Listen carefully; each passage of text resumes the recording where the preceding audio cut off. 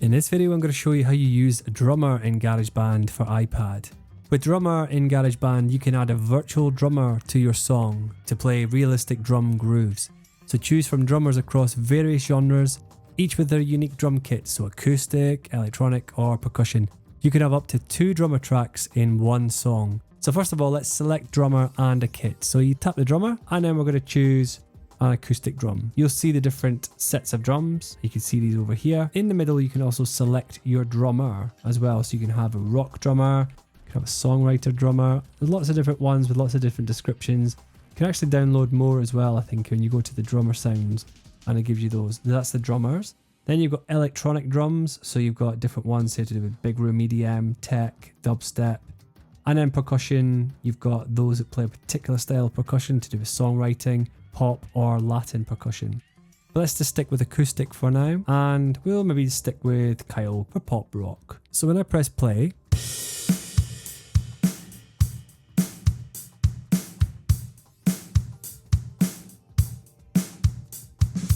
now you can adjust this drummer's performance. On the left hand side you've got another XY pad. The higher up you can go, you can see the louder you get. The more to the right you go, the more complex. And the lower down you go, the quieter it is. And to the left is simpler. So we can have a little experiment with this now. So give the iPad time to change its groove. So we're going to go back to the beginning. And let's do a complicated loud drum.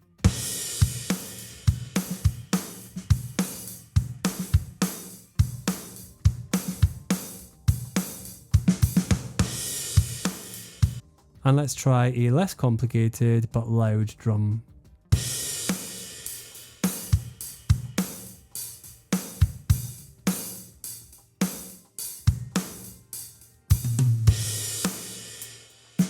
We can also change it so it's not quite as hard.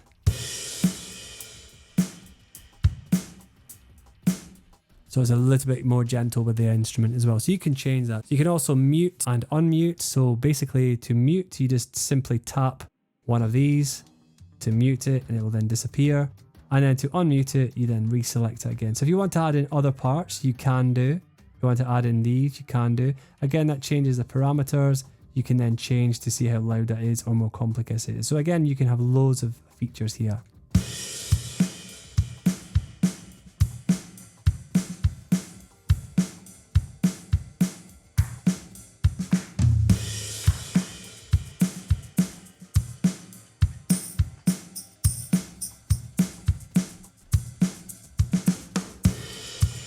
So you can add in additional instruments as well, from hand percussion to claps, more cymbals or fewer cymbals. So you can change again, a bit like the autoplay, you can change the patterns, and then how intense the kick and snare is going to be like that as well, and how many fills you want. So really you can adjust quite a lot as you're playing. And then the swing and fills you can have here down here. You can change if you want to have a light swing or a heavy swing.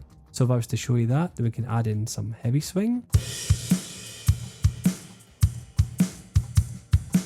Let's add in more fills.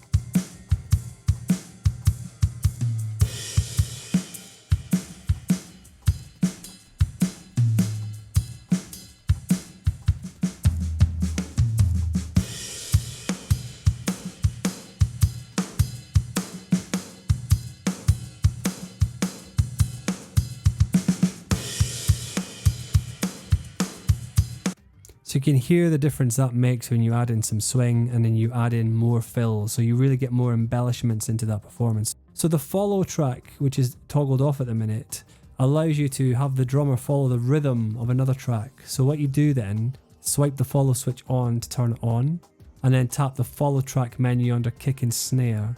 So if you hear, you've got the option to follow, and then you've got different tracks that you've already got already. The tracks already are in the song to follow the other parts. You could actually ask it to follow those other parts. So if you had someone who was playing a live instrument or a guitar, or who was singing, and you wanted that drummer to be tight onto those vocals or that other guitar part, you could select that track. Basically more human and more connected with that band. It's a really nice feature for the drummer to be able to do.